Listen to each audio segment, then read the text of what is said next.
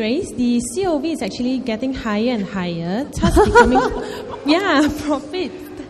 Correct. This is one of the questions that's always in the youth context that we want to ask about. So how should we actually tackle this? Okay. Can I just ask, whilst we are thinking about this question, how many people here already own your own homes, HDB flat? So we have some. How many do not own your own homes and would like to own your own HDB flat? Okay, more. There are more who would like to own and do not yet own, and there are some who already own. So for those who already own, the COV was no problem. Anybody? Teck Chuan? You own already, right? You already own a flat. You bought direct? Actually, I bought a resale flat, and then I have accumulated quite a lot of CPF, so then I'm affordable to pay the COV. Oh, so it was okay. It was okay. But the problem is that, like what just now we said, I mean, our pay have not been going up for the past 10 years, but the housing pricing is much more higher. I remember when my father's time, 1988, they bought a 4-room flat for 66K. But by my time, I buy a same 4-room flat, but it's 220K. But my pay have not go up so fast. Okay. Now, so that's a very interesting question. We want to own affordable and quality homes. Now, how do we achieve that? So I think here, Josephine has very, very nicely and carefully set me up for this question. So I think here when we talk about affordability, I'm very sorry. I'll be the first one to admit that MND is not here to give you a chance to make big bucks like our fathers did. I'm sorry. Those days are gone. All right? Well, my parents bought a landed property for 30,000 in 1970s. Right? Those days are gone. Why?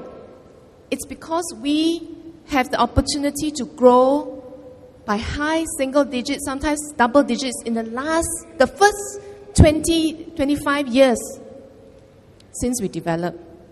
At that time, there was such a high economic growth that the wealth, the asset value of Singapore saw the kind of rapid appreciation. All right? So, was that totally by chance, lucky? You can say that our father's generation is a lucky generation. But then again, they put their money in a country that has no track record. Right? No track record. So at that time, many of the people, although they are living in Singapore, they still send their money back to India or China. No? Because they didn't believe that putting money in Singapore would make the kind of money. But those who did obviously benefited from it. Right?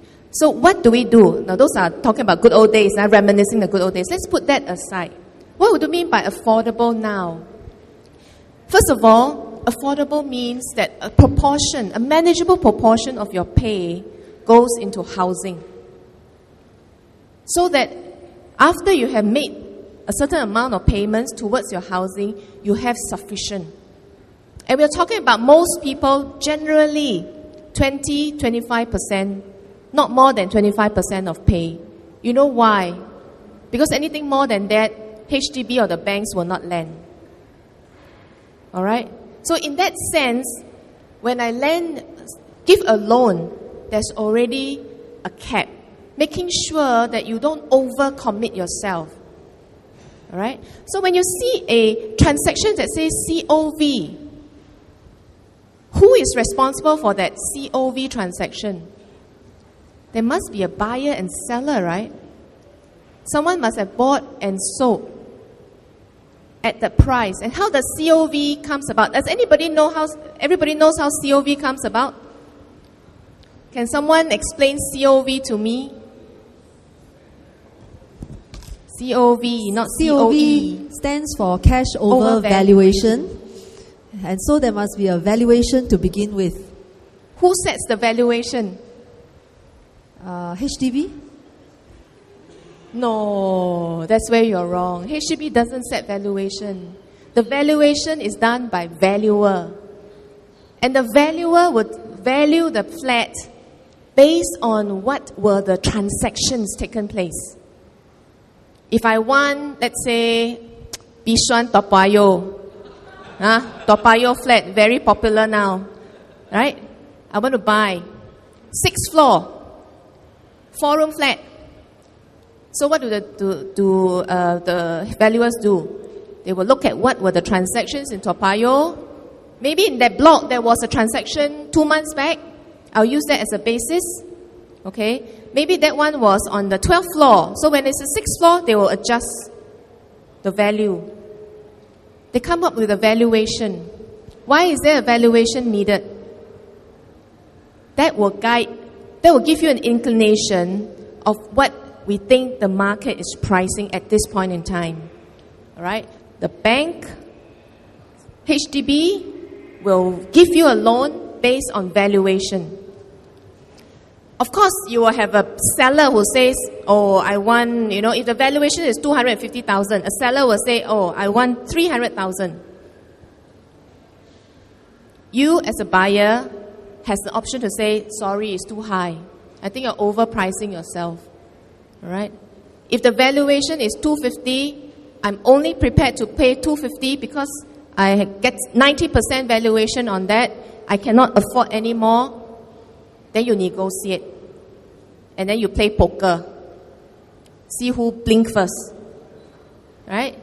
You must play hard to get, right? I think you all know how to do this. When you go bargaining, if you must play hard to get, walk away, think about it, cool off.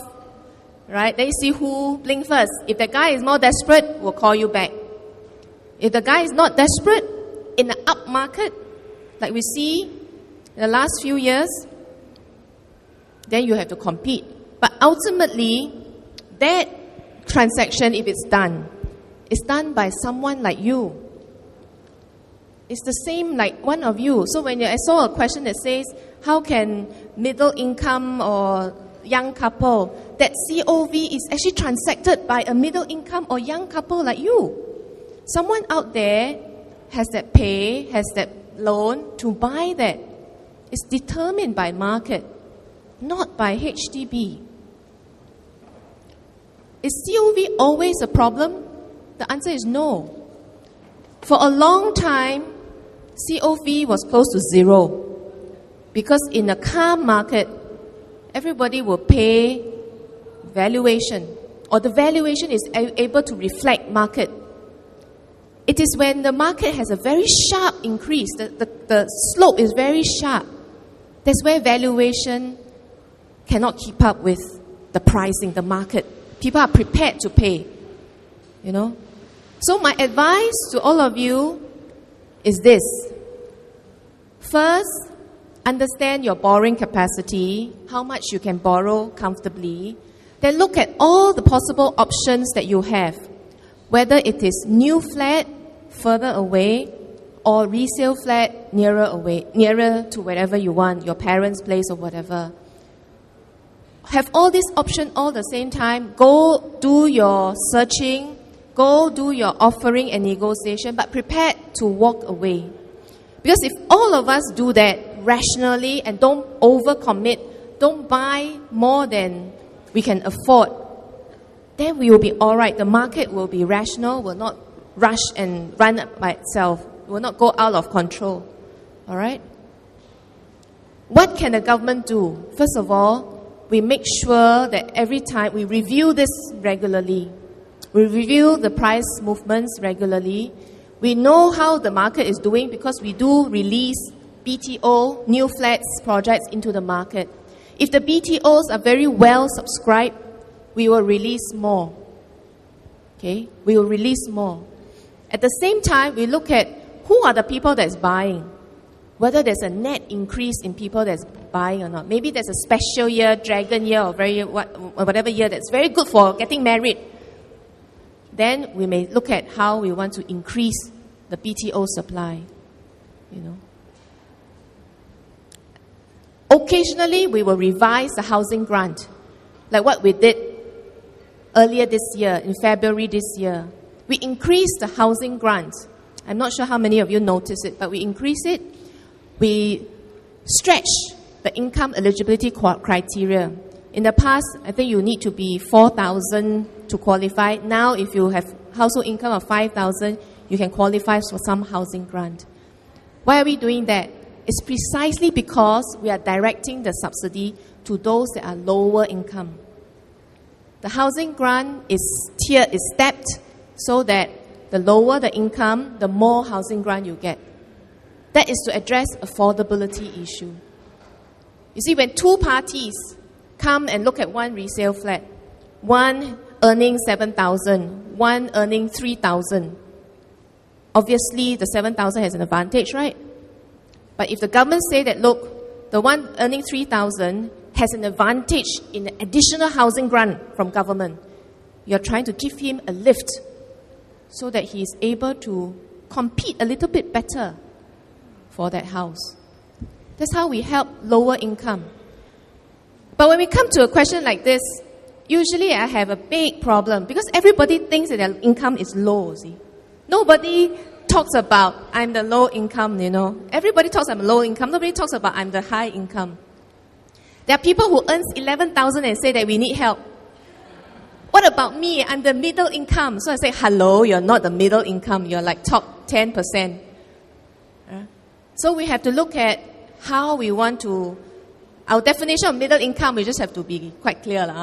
When we talked about middle income, we're looking at 4,000, 5,000. Anything above that is not exactly middle income. No? So there was a related question as a follow-up. With house HDB prices going up, will the government give us more grants? We have just given. Okay. So we will let it work for a while. Right. Yeah. Because every time we put money into housing grants, what will happen?